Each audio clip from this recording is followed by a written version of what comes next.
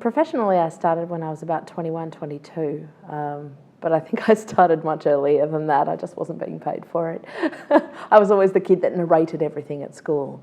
I was the one that would stand up and do all the extra verses of the poems that the class had learnt one verse of. You know, I was like that word nerd kid. Well, I was working in radio and I was voicing promos for the station that I was on, and that kind of just led to professional work. I got to meet some voice artists, like our own Matt Thomas, for example, who introduced me to Cathy Evans, and it all just went from there.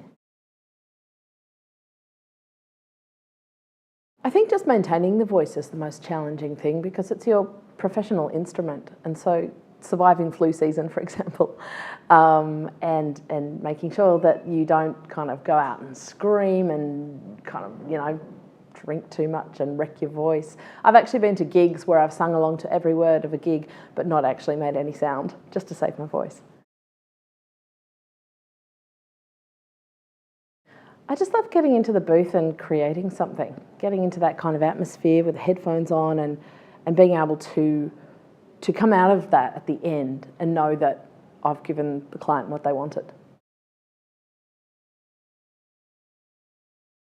You know, one thing that comes to mind was the time that I had to be a sexy kettle. It was great. I kind of had to start steaming up and get increasingly excited until I finally kind of had to blow my top at the end of it. Definitely a moment to remember. I think sight reading is probably one of my greatest strengths. I can just pick up a script and go.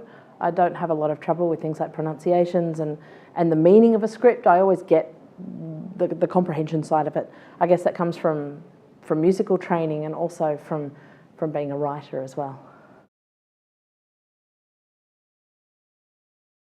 Some of the TV promos that I've done have been really exciting. Some of the work I'm currently doing with SBS2.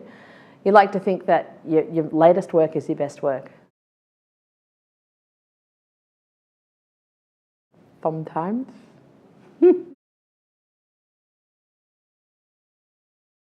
I like the personal style of Kevin. I think that it's really nice to have a boutique agency that's not too full. It allows that individual attention. I think Cathy's different because she knows innately what works and what doesn't, I guess from having been doing this for such a long time. And it really allows for that personal management of the voice artists. I have lots of voice warm-ups actually. My favourite ones are the ones where I poke my tongue out like this.